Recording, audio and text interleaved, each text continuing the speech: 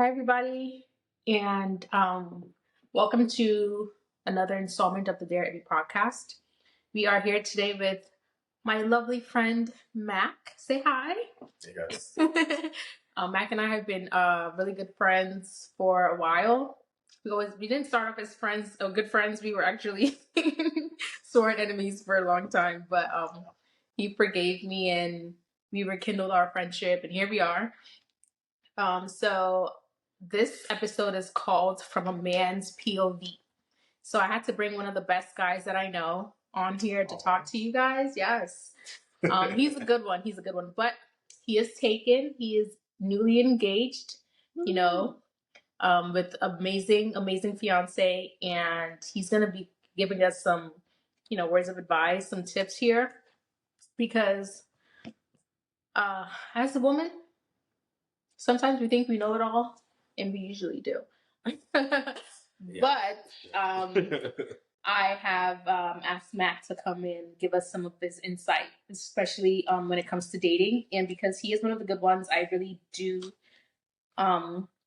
appreciate his words, because he's given me some words of encouragement and just like real talk over the years.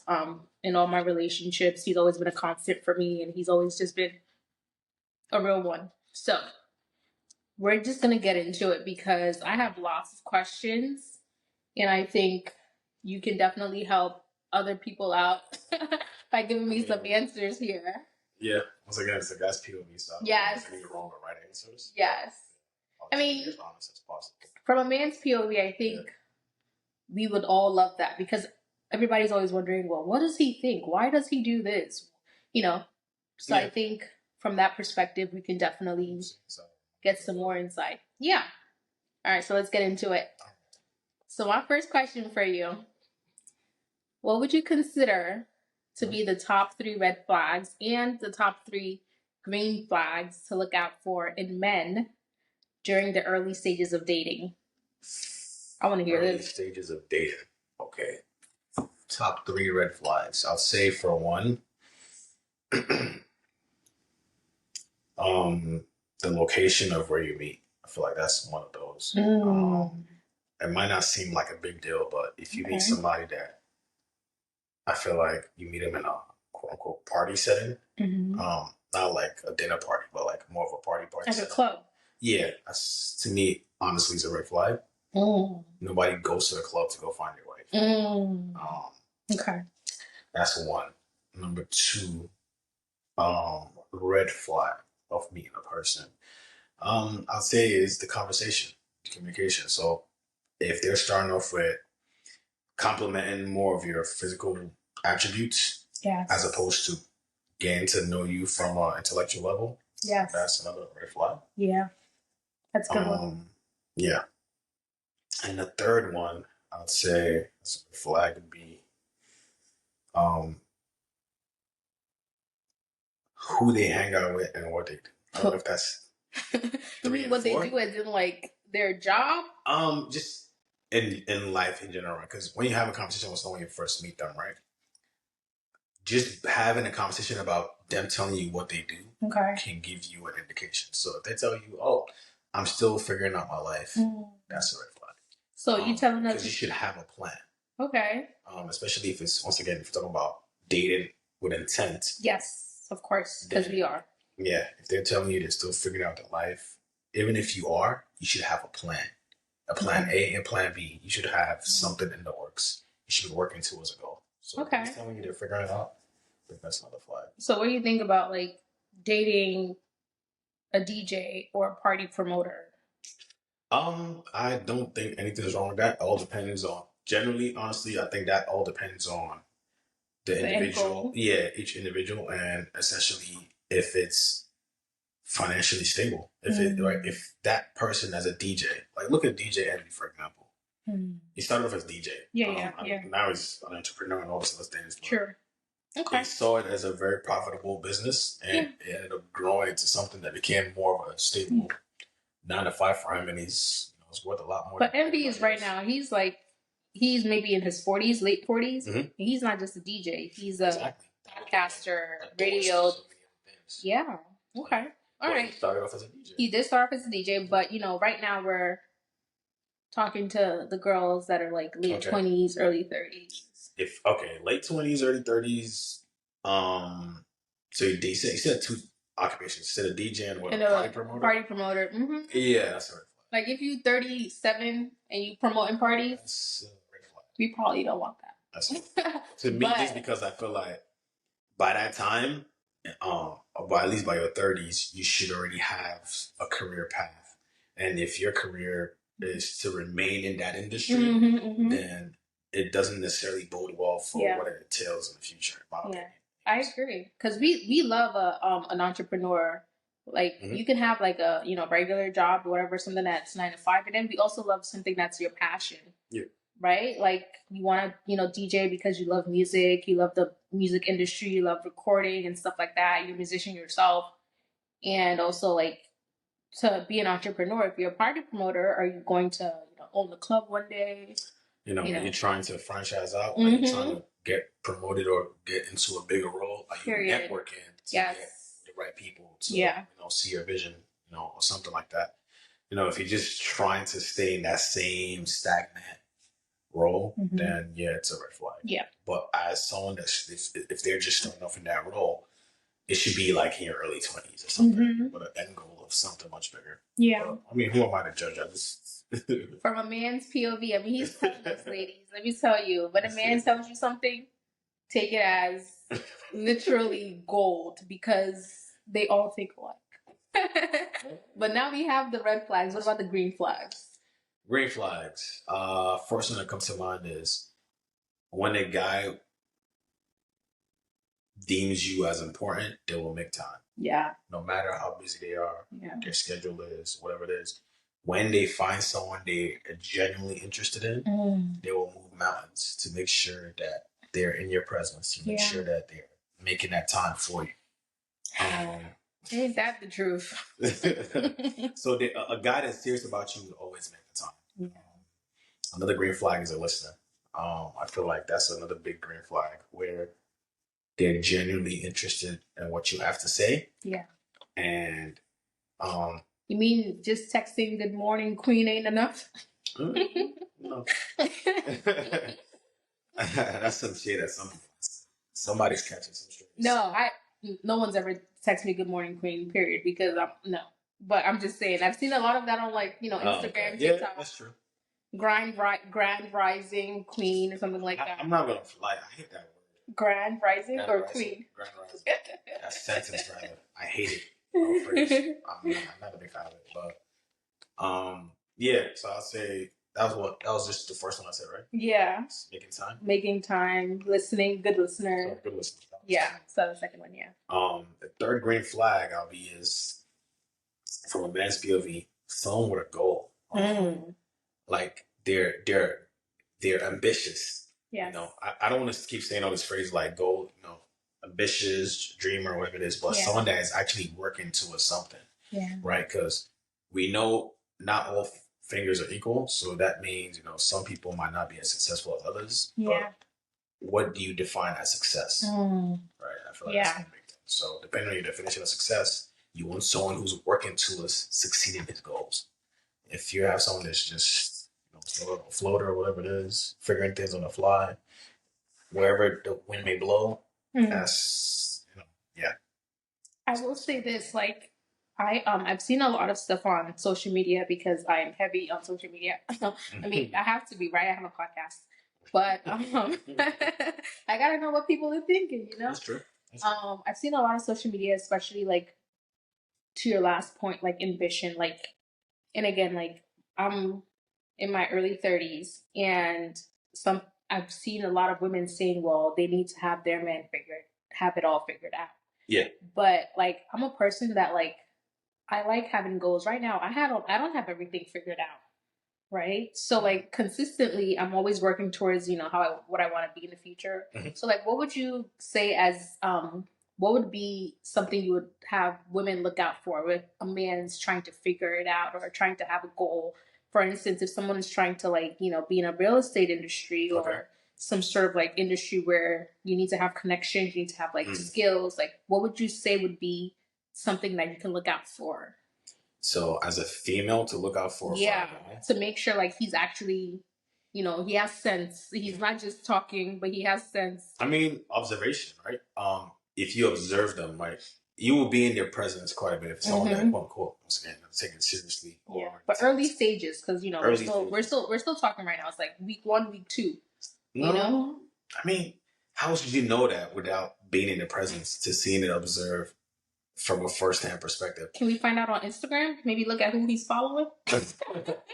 No, some people are not big social media people. Okay. Quite a bit of people also just post what they want the world to see. Yeah. I'm one of those people that, from my posts, you can't tell anything about me. Yeah. You might just see me maybe dressed up here, there, or dressed down here and there, but it doesn't tell you anything about my personality or who I am. So I wouldn't take social media as one of those things, and I feel like that's one of the things that sort of scares a guy off. Someone that is already, you might find a female that's. We're not gonna tell you. Yeah, but if they find out, but yeah, don't tell us. Let us know. I'm gonna know who your sister, cousin. I'm gonna know all of that. I find out. I find that's how the hard way that some females go that route to do some digging. Because we gotta know. You heard of Risa Pizza? Come on, the name sounds familiar. Yes, the lady on Instagram or no on TikTok that did a 50-part story. Yeah, yes. I didn't watch it, but then I watched like some snippets of her interview after the fact. Yeah. I don't have the mental capacity to sit down and watch 50 parts. You gotta play it back 2x speed, okay? I feel like she had a demographic audience of maybe 99 female. Yeah. But that's just one of the things. Yes. But yeah, it was for the girlies. What were you saying? Oh, I'll say you have to be in their presence. Okay. To observe. So, like, for example, you go on a date with them. Okay. And you hear the conversations. You ask them questions like, "Oh, so what are you doing? What's your goal? What are the questions? Okay, so what are you doing? What's your goal? Yeah, like just I feel like those are kind of questions that you already have that you already asked during first date when you're dating with intention. Yeah. And based on some of those answers, you can sort of tell. So if I tell you, for example, okay, I'm in construction. Off the rip, if I say that alone, some people are like, construction, are you the construction worker? Or are you the construction manager? Manager, things like that. Like no shade to construction workers, obviously. Yeah. But my point is that you need to hear more about a little bit more of the details of what you're talking about. Okay, so what do you do in that field? Oh, I do this and that and the third. I'm getting my master's degree in this. I'm trying to further understand this. And then from this, when I learn more about this specific, industry, I can branch out and do X, Y, and Z. Yeah. So, yeah, I'll say, because if we're being honest, we live in a digital era and such a weird time where you can make money doing anything. Yeah. Genuinely. Yeah. So I wouldn't judge anybody just off of what they tell you they're doing. It's more of what are you doing with that information, or what are you doing behind the scenes to further grow that as a person. Yeah, of course. So, I mean, with that being said, red flags, we already know. Green flags, we already know. What are the things that you think we should just tread with caution? Like, they might have a plan. Okay. But you're talking about in terms of ambition in early dating, red flags, green flags. They might have a plan, but they're not taking concrete steps towards it. Like, do you think that would be some sort of like a amber flag? Or right now they have a job, but they're working part-time, doing something else because they want to make more money while they're still trying to figure out their full-time.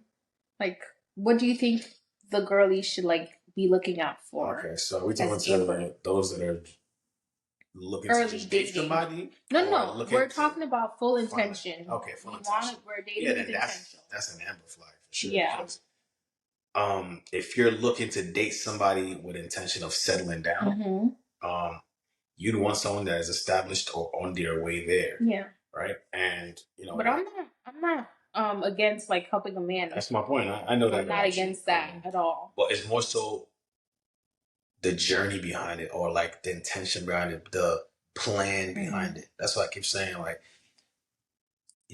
not everybody has everything figured out. We're all a canvas and a painting that's not complete. So, it's more so what are you doing to achieve that goal? What steps are you taking? You know, you could be quote unquote working as a this part-time job as a store manager for some place. But you're taking night classes to get your degree to further yourself in something else. You know, I have a close friend that actually did that, who was working in the retail industry, I think, or the phone industry, while taking night classes full time. Yeah, period. And when he was done, got a big corporate job. That's dedication. Okay, so those are amber flags, and then you want to just see what the bigger picture is. Yeah, like see the ambition, the plan. Okay. You don't just want someone that's telling you, I'm doing this, but what are you looking to do with the rest of your life? Do you have a plan? Yeah. Do you have a plan B? It's one thing to have a plan A and put everything in, all your eggs in one basket, but to have a plan B, you know, something to fall back on. Because sometimes life throws you curveballs. Tell me about it. That's true. Tell me about it. So you might not, whatever you had, the vision, I feel like everybody is very few people that whatever vision they had of themselves as kids is not what you are right now. You had to, dip a little here and there. You had to take some, detours. So I thought I was going to be a doctor. Yeah, I thought I was going to be an engineer. My dad could tell me so. Well, what you are? You're big. I mean, my title says engineer, but I don't do anything. Hey, I'm sure your parents are so proud of you. Yeah. So I'm computer science. Yeah. But yeah, that's what I'm saying. So sometimes, life will throw you curveballs. Yeah. So you just have to navigate to the best of your ability and maybe, have a plan B. And ultimately, at one point, I don't think I ever told you this, but I actually thought about joining the Army. What? Yeah, but that was with the intent of getting experience in the IT field. Oh. This was early days. Oh, geez. Yeah. Well, I knew you since 2010. Yeah, so this was definitely like 2013-ish. Oh, yeah. This was when we were on the outs. Yeah.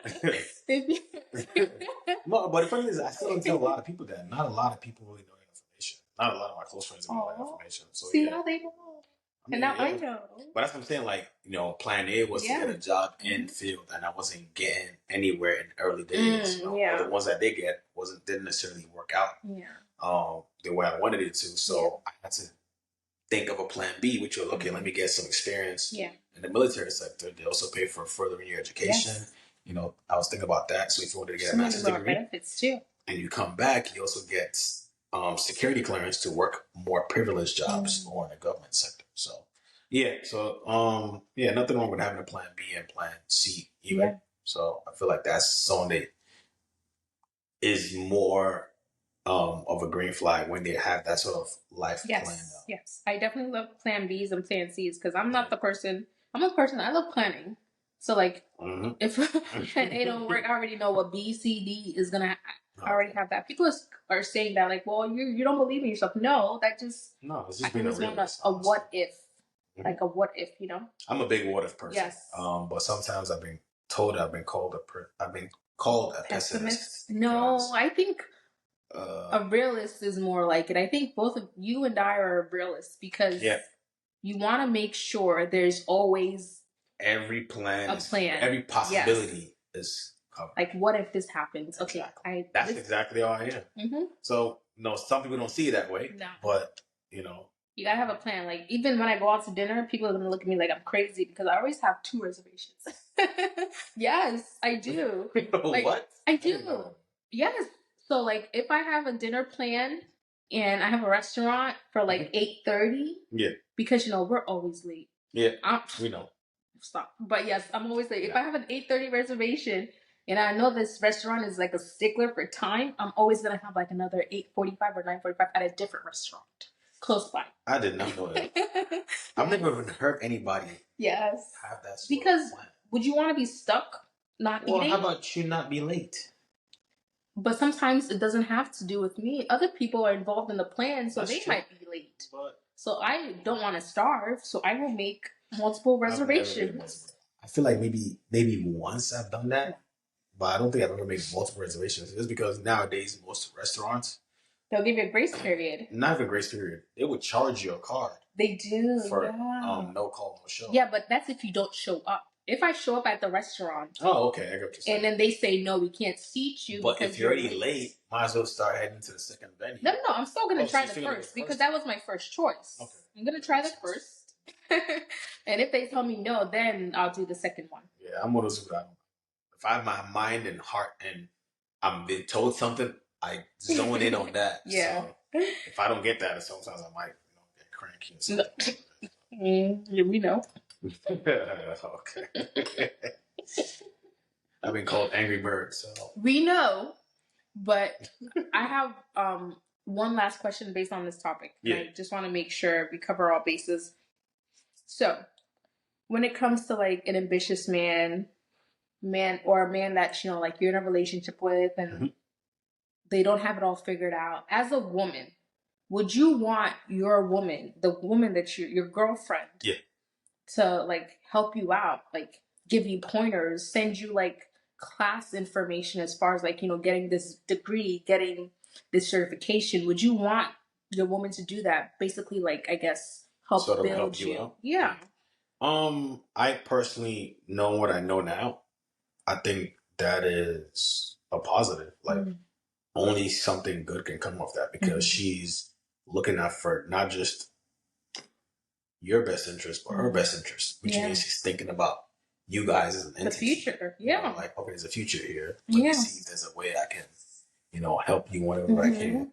But one thing about men is we are very egotistical, and easily bruised when it comes to our pride. So, especially even being an African man, where you're raised to be the primary care provider, and to figure things out. Set.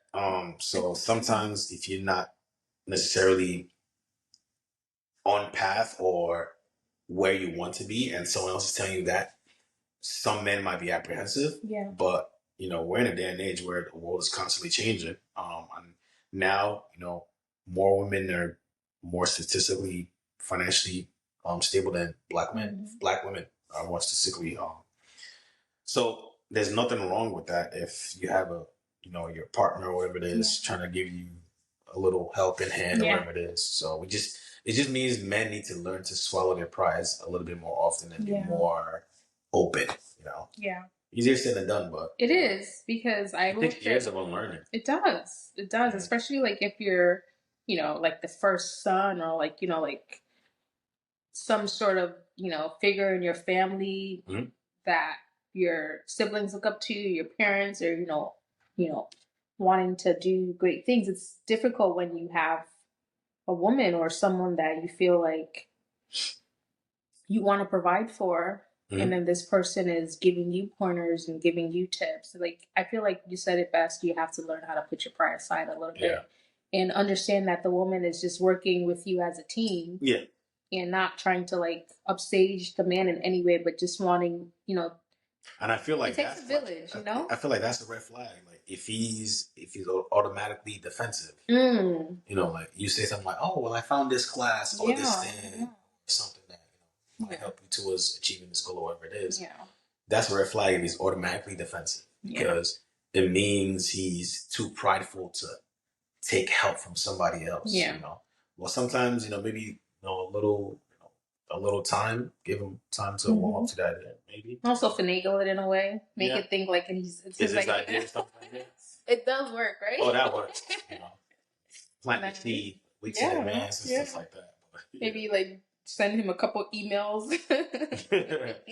with some class information. Oh, did you hear about this going on? Wasn't that interesting? Oh, I know this person that did this. What do you think about it? Funny thing is, probably happens more often than men think. Where women plant seeds, we just don't think about it. Yeah. Well, good to know. Yeah. Thanks, Mack. So my next question for you is, this is my favorite question because I really don't feel like my future husband is in the Metro New York area. Why do you think that? That's a different story for a different day. But this question is, can long distance relationships work? Okay. for this question, my first rebuttal to that is, what do you consider a long distance? Long distance can be anywhere from a 2 hour drive to a 6 hour plane ride. Okay. Now, the reason I asked that question is because I feel like it's a two-part answer. Okay, give it to me. I'm ready. If long distance means driving 2 hours to come see you, 3 hours to come see you, that is very feasible. If it means taking a plane ride to a different continent, I don't think so. What you mean? They have 90 Day Fiance.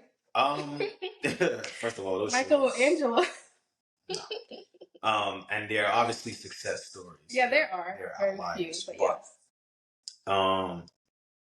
But like, what do you think would need to be true for these relationships to work? If you think that they will work, because you say a 2 hour drive to see your person would work. But what if it's not a 2 hour drive? If it's a plane ride away, and not just a short ride, like whatever. If it's a significant time, if it's like I don't think so, because my personal opinion is that a lot of the time it means somebody is being entertained by somebody else.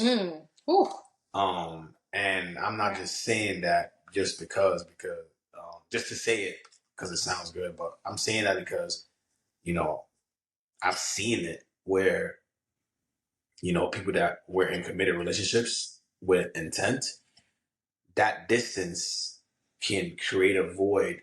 And for example, if one of those people is having a rough time and you want to feel comforted or whatever it is, and your partner is not physically there for you, they might seek that refuge in somebody else. It might not even be intentional, but a lot of times presence matters, like physical attention matters, and that long of a distance, where it's like across the ocean or whatever it is, across the country, it takes a lot more legwork. I don't know. I'm gonna have to fight you on this one because why? Okay, like I said, I don't think my husband is in this Metro New York, Philly, New Jersey area. I don't. But if you are out there, let me know. In the comments. No, but seriously, like I feel like for me as a single woman right now, in order for me to know, right, that this is real, I need to not see you every day. And I don't want you to think like that's a test. It's not. But in order for me to like understand and see how much discipline this person has, I actually understand what you're saying. They're trying to, how much they want to do to make it an effort. Yeah. Because that's how I know. Like, I'm not around you every day, and I'm not somebody that you can just say, oh, I'm going to go see you, like, just off the blue. I mean, you could if you live 2-3 hours away. But the thing is that, like, I need some sort of effort. Like, if you see me every day or every weekend or every other day because we live close by, I don't think I can see an effort there. I don't want this to be a test. Because it's not a test. I feel like you're phrasing it a little differently, but it is a test based on what you're describing. Okay, maybe it is a test, but I do understand that some people just don't want to be in long distance relationships, even if it's just a 2-hour drive down the coast, 3-hour drive, on I-95, whatever it is. But if I feel like you really like me enough, that's nothing to you, right? Like if I feel like you like me enough where you can say, hey, on Fridays, I work from home. I'm going to come to you Thursday night and we're going to spend the weekend together. And then I'll go back home Monday morning or whatever the case is. That's effort. That's putting time into it. That's making it known that, like, I like you this much. I'm going to section time in my schedule for you. That's still a test, baby. I understand what you're getting at, right? It's a test. And I actually do agree with you that 2-3 hours, I said that is feasible. What I didn't agree with, or what I'm objecting to, is a 6-7 hour flight across the ocean. Your man. But what if they're being intentional though? What if they're telling you like, hey? Okay, But what would make it feasible? I'm fine for this one, ladies. I got you. But what would make it feasible if my man is in Nigeria or in Australia or in London or whatever? If he's in California, because California is 6 hours away from Jersey. Yeah, but what would make it feasible? Would it be like, does he have to actually say, okay, second Tuesdays of the month, I'm gonna come to you. Third Fridays of the month, you come to me. Like, do we need to have a plan to make it work? I have okay. Let me just say this. I know a person that did date somebody long distance. Okay. And it was quote unquote coast to west coast, Jersey to Cali. Okay. Yeah. And they made an effort to make things work, right? Like 100% effort. No, but this is what I'm getting at. Okay, well, we want 100% effort. That's what I'm trying to say. Like he was dating with intent, but he had fallbacks, options. Which is why I'm trying to tell you, you live that far apart. You don't see that person that often. They will find, or they will tend to be somebody else that's willing to entertain, comfort, be there for that person. That's what I'm trying to tell you. So what it would take, because we said this right from the beginning, there are outliers and there are success stories. Yeah. But they're so far in between. Like for somebody to be dating somebody here, I mean, for you to be here and somebody to be in Nigeria or whatever it is, like. All right, so yeah, it's just, let's try to summarize here. Yeah, to summarize. So to summarize, if it's a 2-hour drive, maybe. It's very possible because at one point I did do that. Okay. So if it's a 2-hour drive, then you can definitely do it. But if it's a 6-hour plane ride and you're on different coasts, different time zones, that's gonna be tough. Yeah. Okay. All right. All right. So we got. So again, my husband may not be in Jersey. He may not be, but he may. Texas is cool. Like, what's Texas? Oh, 3.5 hours. Okay, that's a flight, but 1 hour time. Again, I don't know anybody in Texas that I'm looking to date right now, but I'm just trying to find possibilities. I mean, according to all these blogs that I've been hearing, I heard you guys still from Texas, man. So. Oh yes, Houston. I've heard there's a lot of good men out there. I've heard of the Nigerian. Yeah, shout out to our friends in Houston. I've heard of a lot about like Houston men, Houston Nigerian men, by the way. But I love Houston. It's so great. But again, Houston is not a real place. It is not. Houston is like Atlanta, but worse. But again, that's a different topic for the podcast. I loved Houston. It was so fun, so fun. All right, so piggybacking off of the long distance. Yeah. All right, so for me, if I was to date a long distance person, because yeah, you're open to everything. I'm open. Yeah, I'm open. Definitely open. But oh, thanks. Yeah. Oh, see, guys, he's a good guy. This is my good friend Mack, but he's taken. I don't think everybody looking for me out there. Stop it. We will fight. Okay. I love his fiance so much. We're not doing that. But yes. Okay, so for me, like when I've been in a couple of long distance relationships, but this isn't about me. This is about the girlies. But when you do have a long distance relationship, I feel like there's always got to be like an end plan, right? So for me, with my long distance relationships, even from like day one, I'm thinking, could I potentially move to this place, or could this person move to me? Okay. How will that work? And again, we all know, like, I already have plan A, B, C, D, E, F ready. So, like, when I was in my long distance relationships, I was always already thinking, like, okay, if I was to move to this person, where would I live? Like, what would happen? Like, who would move where? You know, etc. So this question, I'm thinking, like, how soon is too soon to move in with your partner? If you even believe in moving in with your partner prior to getting engaged and prior to getting married. Like, how soon is too soon? For me personally, I don't think moving in with a partner prior to engagement or marriage should happen. That's just me personally. Okay, tell me about it. Like, moving in with them maybe after engagement, I can sort of understand it. At that point, you're both already committed and locked in. Yeah. But prior to being engaged and stuff like that, I am completely opposed to that. Just because if you're not engaged, it means there's still question marks. No matter how little they are, it means at least one person in that situation is not ready. Okay. So, until they're kind of fully ready to commit, then you can move in. Well, not beforehand. Beforehand, anything can change. Your status could change. You can figure out something that you may not essentially want in that person anymore.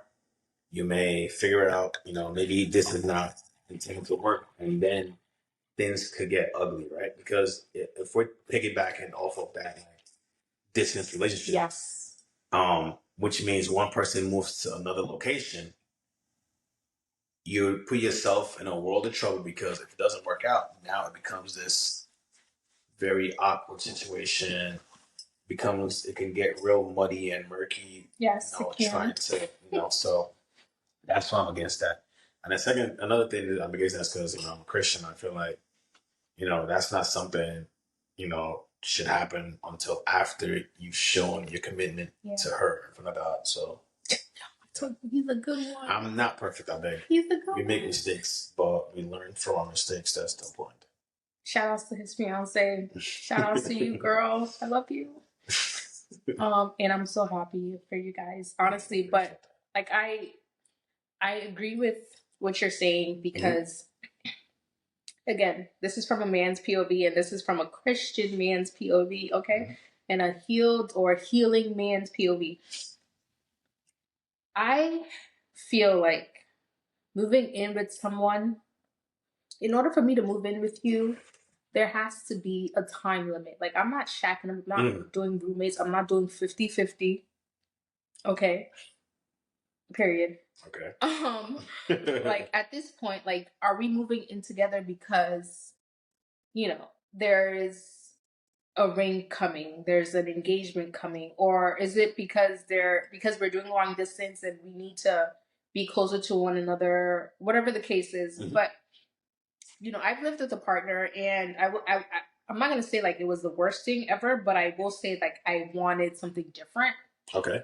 And when I am ready to move in with someone, I want there to be exact reasons as to why I'm moving in with you. Like, we're engaged, we're planning a family, we're getting married, and there's a reason behind it. And for me, when I know this has to do with like our last question with the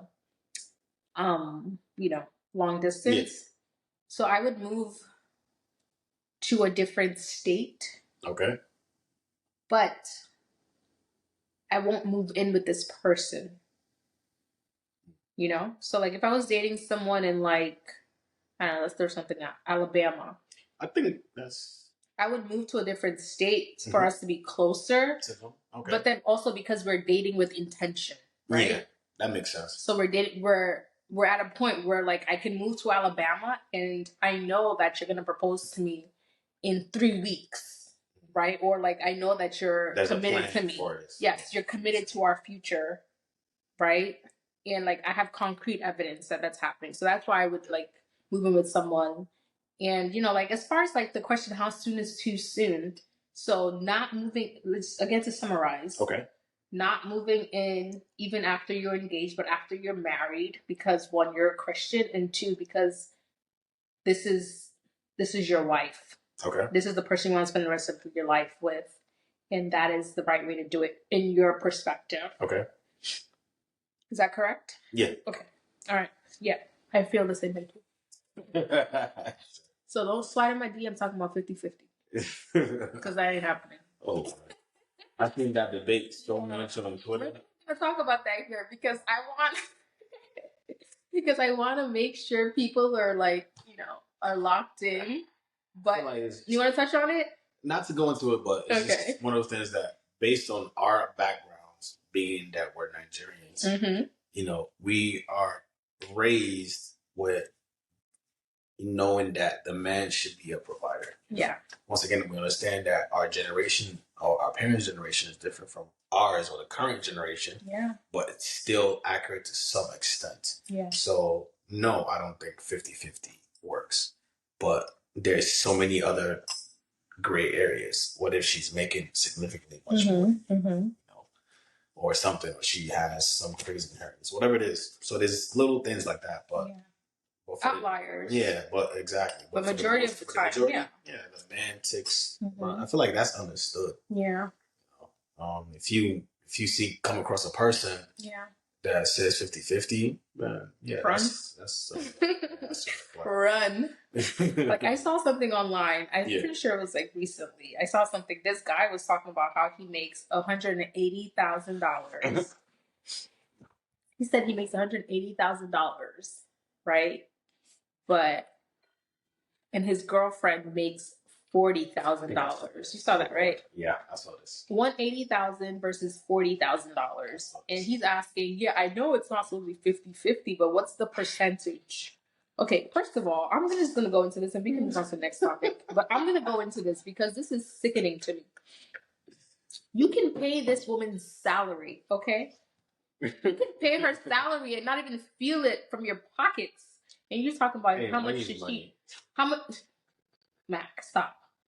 And you're talking about how much should she pay your rent. Okay, so my thing is, yes, as a woman, you do want to contribute because you want to feel like you are helping your household. You're making, a life for yourself. You want to be responsible. You want to be also, take care of business. Yeah. But if you can pay, you make $180K a year. If you can pay a $3,000 rent, you can pay a $4,000 mortgage by yourself. There's no reason why you should be asking this girl for money. No reason at all. I mean, one thing I will say to that is, at least he asked the question because he wasn't sure. Listen, some people are a little bit more naive than others. You don't know his background. We don't know his upbringing. But at least he was asking the question because he was trying to do the right thing. Think about it, right? Because if he didn't ask the question and just went straight to his fiance, okay, well, I'm paying this, you're going to pay that. That's different. But he asked the question because he was seeking advice. I feel like give him that much grace for at least going that route. The second part is if he's, making 180, she's making 40. He can handle most of the bills, if not all the bills by himself. If he wasn't even in a relationship, my thing is if you're not in a relationship and you can afford your own house, afford your own car payment, your utilities, groceries, this shouldn't even be a debate. Okay? It shouldn't. I understand right now it's tough. Like, the economy is plummeting. And people are making $180K. It feels like they're making $75K. Like, I get it. Hey, $180K is not $75K. I mean, but obviously, the more money you make, the more you spend, the more you think you can afford. So then, your expenses are higher. So I get it. But if as a man, you are making $180K, like even take your girlfriend out of it or fiance or whoever it is, take them out of it. See what you can afford. And now bring that person in. And if all they can do is buy groceries, pay utilities, take the cars to get, service 3 times every month, like I think that's feasible because that's perfectly fine. Yeah, I think that's fine too. Like, if I was in a situation, I wouldn't mind handling all the bills. And she, that specific scenario, I wouldn't mind handling all the bills. And then she, as a 180K earner and the girl's making 40K, whatever, pay some groceries. First of all, we need to talk to Biden because why is my girl making 40K? What is she doing? What are you doing, sis? Come on. Right now, it's honestly sometimes it's just... Yeah. I mean, it could be a part-time job. She might just been graduating college. Yeah, but you'd be surprised at the amount of people that are in that specific predicament or whatever it is, pay scale. Yeah. Because it's rough. Yeah. I mean, look at the layoffs we had. Not to go off topic, but the layoffs we've had the past 12 months alone. So not even for the I remember the longest. Yeah. Big tech fired, I think, 34,000. And everybody's been trying to get into tech ever since COVID. Yeah. It's rough. Yeah. So I get it. Totally get it. But in relationships, again, it shouldn't be about, what do you bring to... Oh my gosh, let's not even talk about what you bring to the table. Let's not talk about that because, girl, your girl got I have thoughts. But we're gonna say that for different episode. Right now we're talking about from a man's point of view. My next question for you, Mac. Yeah. Okay. Should women have a time limit when it comes to relationships as to when a proposal shall happen? Time limit. I feel like yes, being that a man is the one that holds the keys to Let's talk about it. Let's talk about it. To when stuff or when your relationship evolves to the next stage. Is it safe to say like a man holds the key to your future because he is the one that's proposing? I don't think he holds the key to your future because you can still say no. Mac. I don't think they hold a man. Yes, you can say no, but how many women are going to stay in a relationship with a man knowing they're going to say no to his proposal? I feel like women are so much more powerful nowadays. Of course we are. And I'm not just saying that because of the camera, but like genuinely, a man doesn't hold the keys to your future, right? Because that same set person, can break the promises after the fact, right? So, but they hold a significant weight in terms of how your future plays out. Yeah. So, yes, I do think a female or someone in a committed relationship should have a time limit. But that also is circumstantial. What are is he trying to get his degree? Does he need to get a PhD? Is he still in school? But what does that matter as far as the proposal? Most men nowadays feel the need to be financially stable before they want to commit into something else, right? Because me personally, I'm one of those people that I feel like if I was, let's say I was still in school going for my PhD, I have student loans, I'm not making any real income, right? Why am I proposing to a woman when I don't yet have that financial stability? There might be women that are willing to wait for you to get there. But as a man, we look at it from a different perspective. We want to be already set. We want to make sure we're already in a place where we're financially free or at least financially stable. But do you think that has like the ego thing into it a little bit? It's not, because women have expectations where you said that earlier, you want expectations, or you have expectations where a man should be able to provide and be a leader or whatever it is. Yeah. So in order to be that for the woman, most men feel the need to be financially stable because then they can provide something. But I also said, I know it's not all financial. I also said women can also help the man out. Yeah, right? Which is true. Like even if you're not 100% financially stable, and the woman is also trying to figure out herself, like it's like I said, it takes a village. Mm-hmm. Like you on your own, but again, this is from a man's POV, so I'm super excited and wanted to hear you out. But as women, we see like, okay, this is the person I want to spend the rest of my life with. I believe in them. I trust them. I love them wholeheartedly. Mm-hmm. I want them to do the same for me. I want them to love me, trust me wholeheartedly. Like, I want you to be able to trust your woman and say, you know what, this girl got my back. Even if I don't have it all figured out, I know she will have my back no matter what. That's true. But once again, from a man's POV, they still feel the need. I can speak to this or attest to this even as like a Nigerian man and having other Nigerian friends or close friends of any race, whatever, that I do have. Yeah. They will tell you the same thing. Like they would feel the need to be financially stable or some sort of stability or on their way there and have already started before you bring somebody else into the fold. Because at the end of the day, you might say maybe it's a pride thing, but you still need your man to feel like a man, right? You don't want to emasculate him. So if you want him to feel like a man, he needs to be able to take charge and be the head of the household. But a man also should understand that his woman is there for him. That's true. But once again, a man, I'm telling you, most times it's the truth. They need to feel secure about themselves. They need to feel confident about themselves and where they are before you bring somebody else into that fold. So again, to summarize, should women have a time limit? Yes. Yes. A reasonable time limit, but I feel like that time limit reasonable? Is circumstantial. been depending on your situation. Let's talk about like we're in our late 20s, early 30s, and I'm dating someone or I'm in a relationship with somebody and it's been a year and a half. Mm-hmm. What do you think should happen going forward? And both people are supposedly on the same page. Okay. Same page, late 20s, year and a half. Early 30s. Early 30s, year and a half into the relationship. I'm hearing the girlies just saying 1 year you should already know. Is it true that after a year you already know if this is the person you want to be with? Actually, I heard 6 months. Like I heard as early as 6 months, men usually know if this is the woman they want to spend the rest of their life with. I will say this. A man, typically knows the person that is on the top of their list and who they want to settle with. Yes. Yeah. In 6 months? 3 months? I mean, everybody's different, but I'll say a year, like you said earlier. Okay, a year. In a year. From day someone in a year, you know who can be your wife and who can't. You gotta wait that long, though?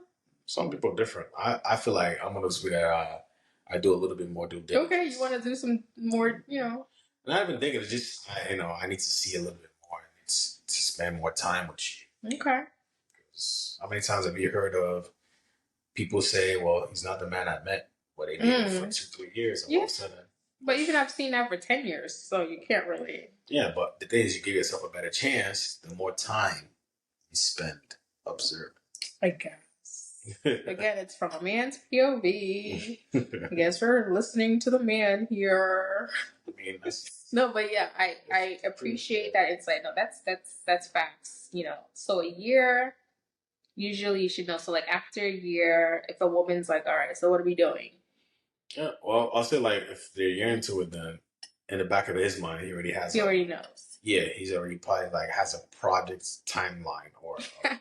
Yeah, I'll say a project timeline because they're already envisioning when that proposal should happen or will happen. Okay, so you're telling me if it's a year and the man still doesn't know, that's a red flag. That's a red flag. Okay, period. That's all we needed to know, girls. We got that. So that's all we needed to know. Thank you. Because honestly, it's funny, but it's not, because I feel like a lot of ladies in their 20s and early 30s wasted a lot of years on men that weren't sure about them. Well, sometimes that's part of the game. You have to go through. You have to play the game. This isn't my game. It's my life. I mean, it is our life, but essentially, it's still like if you look at it as a game, right? You have to play the game to win the prize. Mm-hmm. You can't get the prize by playing the game. Okay, well, husband is somewhere and he's listening. Maybe somewhere in the Philippines or something. Who knows? Or in Delaware, or what other state is near here? Connecticut. Yeah, maybe. Rhode Island. Rhode Island. Oh, that's far. Oh, 4 hours. Yeah, that's Maryland, DC. So my next question for you, I have a question here. Mm-hmm. I think everybody would probably be super excited to hear what a man's thoughts of this is. Mm-hmm. So, what are your thoughts on being friends with an ex? And then on top of that, what are your thoughts on having friends of the opposite sex from a man's POV? Friends with an ex. If you're single, that's fine. If you're in a committed relationship, I think no. But when I say no, it doesn't mean you completely don't interact or block them. Make sure, I can't see you. Well, let me classify. When I say ex, I mean people you talked to, people you slept with, people you may have been interested in. You went on a few dates. Okay. So we're covering the entire gamut of what an ex should be. Not someone that you dated officially, but someone that you've had an interest in the past, someone you've had physical relations with, emotional connections with. That's what I'm considering an ex. And then also for the opposite sex as well. Because we know understanding, being friends with an opposite sex and someone you've never had any sort of, it's always been a platonic relationship. Yeah. I think that's perfectly fine as long as you can say, in my mind, in my head, this person was always my friend. We kept it separate. We never even considered it. Mm-hmm. But if it's someone that you dated, mm-hmm. you slept with, mm-hmm. you talked to, mm-hmm. you had romantic feelings for, what are your thoughts? Or had romantic feelings for? Yes, you had. Yes, romantic feelings. Friends, no. Acquaintances, yes. What's an acquaintance? Like acquaintance means you say a happy birthday to them? You could say happy birthday to them. There's anything wrong as an acquaintance? Yeah. But then that means you would have realize to know that their birthday. A lot of your coworkers are acquaintances, and you say happy birthday to them. Yeah, but I never slept with none of them. But at my point, and I only know their birthday because the company tells us it's their birthday. It's not because I have it in my phone. Okay, granted. But my point stands that you can be an acquaintance with them. You don't have to be, but an acquaintance can work, which means, oh, hi and bye. I see you at a store. I'm not running straight the opposite direction. I see you at a store. I'm like, oh, hey, how you doing? You okay? Cool. Bye. That's an acquaintance. All right, let me ask you a question. As a woman right now, I'm single, but if I wasn't, if I had a boyfriend, fiance, significant other, and I also had an ex, and I remember their birthday to be, I don't know, January 1st. Mm-hmm. So I know this person's birthday is always the first of the year. Even though, like, I don't talk to this person, should I, as my acquaintance, reach out on this person's birthday of January 1st? Happy New Year, happy birthday. If you have no malicious intent behind that, I think that's okay. Of course it's not malicious, but if your partner has a problem with that, then you can revisit that conversation and be like, okay, well, it's not that important to my life, or it's not worth risking my relationship, and then you can cease to do that. Okay. But I don't think there's anything wrong with that personally, because you're being just literally as a platonic conversation or suggestion, or whatever, gesture. But if your partner, and I know it's their birthday, if your partner has a problem with that, then you can have that conversation and be like, okay, well, I won't do but that. As a man, would you have a problem with that? No. If I don't think so. Consider like, that if it's a red flag. A red flag. Like if you were with someone and this person reached out to this person, even though they only talk once a year, and on New Year's Day, it's New Year's Day and their birthday. Like that's insecurity. Because if they just saying, "Oh, happy birthday," that one time a year, what's the big deal? Because one thing about being in a relationship, right, is you have to trust your partner. Mm-hmm. We obviously know that. Yes. And always give them the benefit of the doubt, if not anybody else. Yeah. You have to put your trust in them to know that the person you finally chose or the person you're with would not cross that line. So why would I feel some type of way about her saying happy birthday or whatever it is? Mm-hmm. Congrats on your wedding. Congrats on your kid. Okay. It's an innocent gesture. But what if they were like friends with this person? They're friends, then probably not, because I don't think you should be friends with your ex. That's why I said an acquaintance is okay. So can you be friends with someone you slept with? Someone you dated? Someone you talked to? Can you be friends with someone you dated and talked to? Yes. Someone you had emotional intent. People, yeah, it happens. Once again, we always have these outliers, right? Okay. Where you could be friends with someone that you've messed with or talked to, whatever the case may be, right? And it could genuinely turn out to be platonic. But if your partner knows about it and has a problem with that, then you can have the conversation about maybe falling back. Would you say that was like an insecurity, though, if your partner has a problem with it, even though you've already... In that case, I don't think it's an insecurity, because then you've already had romantic feelings in the past with this person. You've already had sexual relations with this person in the past. It could be a valid concern.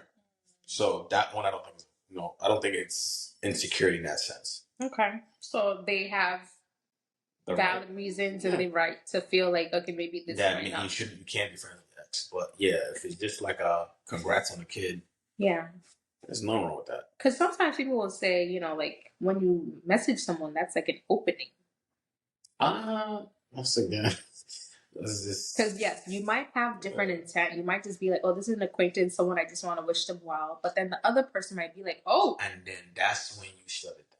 Okay. And then okay, this acquaintanceship, I don't know if that's a real word, won't work. If that makes sense, right? Because yes. if I'm reaching out on a genuine gesture and you're taking it for advantage, but they might just be like, no.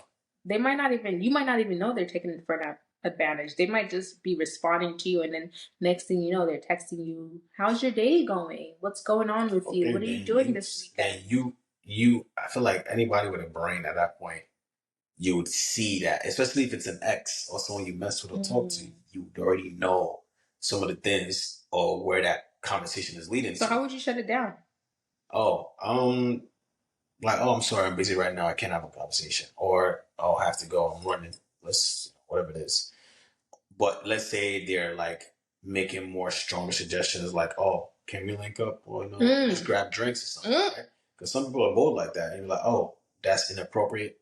And I don't think we should continue having conversations, or we can, we should continue interacting with each other. At this point, I'm thinking significant others are going to have to get involved.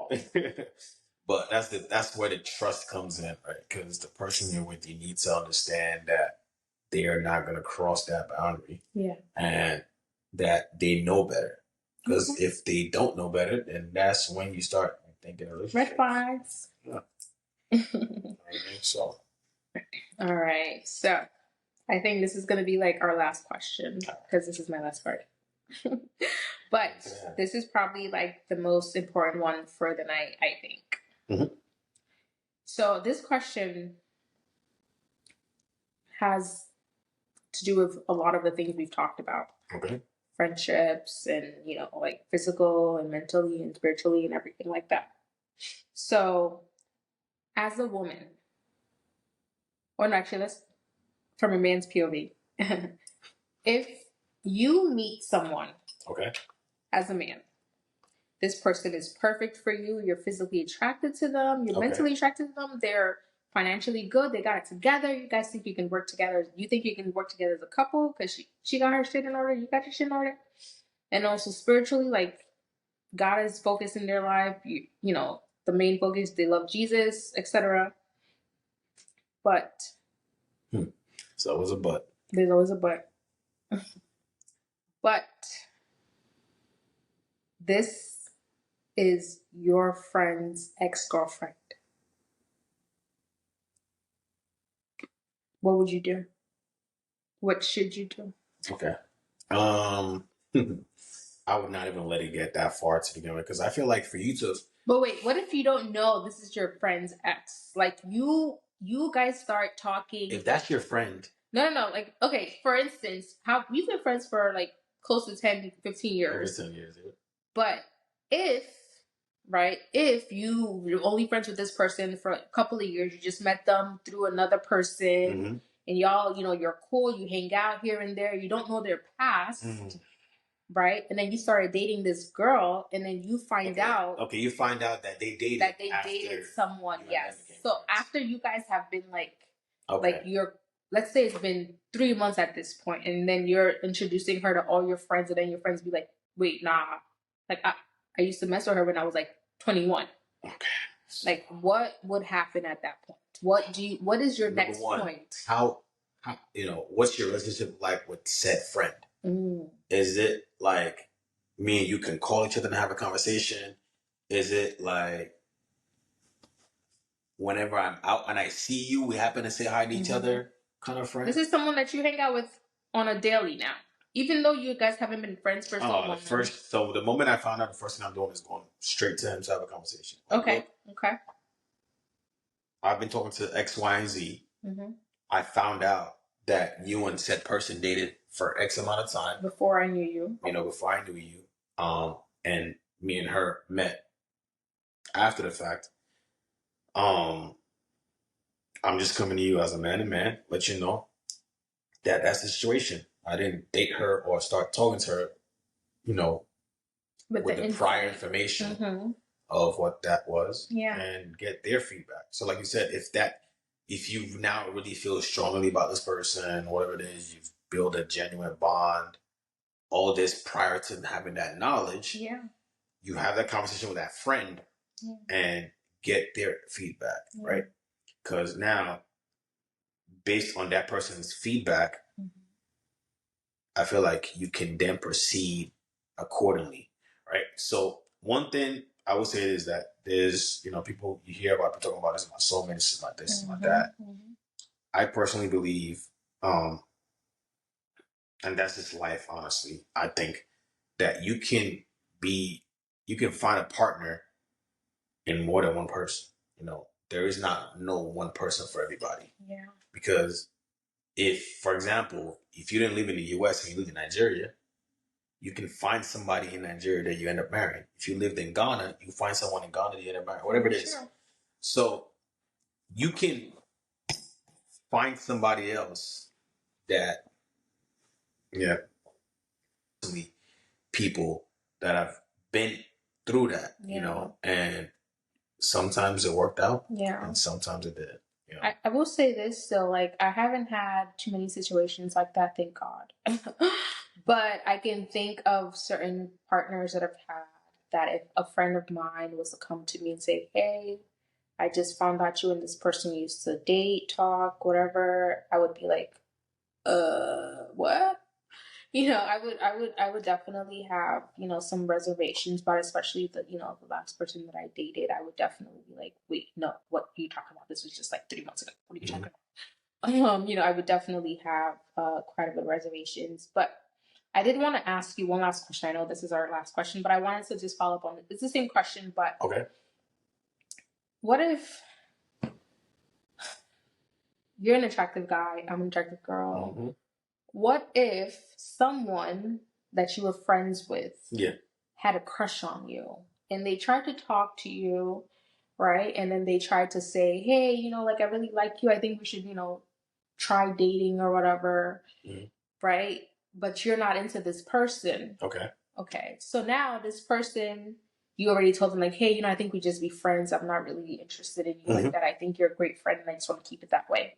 So now if you find out this person is like, okay, fine, whatever. And then you see a friend of theirs or a family member of theirs and you're like, dang, I'm actually interested in this person's family member or friend. Shoot your shot. Okay, so I know about that. Because, everybody's rejected. Okay. Even Beyonce at some point in her life. My girl B? No. Yeah. I mean, let's not go into details, but we're not, because B has never my point is that everybody has been there, right? So not everybody's gonna like you. That's one of the toughest pills to swallow for some people, but that's a sad reality. Yeah. Not everybody's gonna like you or what you have to say, no matter whether you're an extremely good person or an extremely bad person. So just because you and said person didn't work out, but if he feels like he has a connection or an attraction to somebody else, who are that you're friends with, who are you family with, especially because if you and that friend didn't cross that line, then step aside. Like you made it known. It may be. I feel like that's a pride thing. Yeah. If that goes back to, that's a pride thing. Even for a woman, it's a pride thing. So set your pride aside and give them a shot. Yeah. Because if the shoe was reversed, or if the shoe was on the other foot, you would want that same courtesy extended to you. Yeah. So period.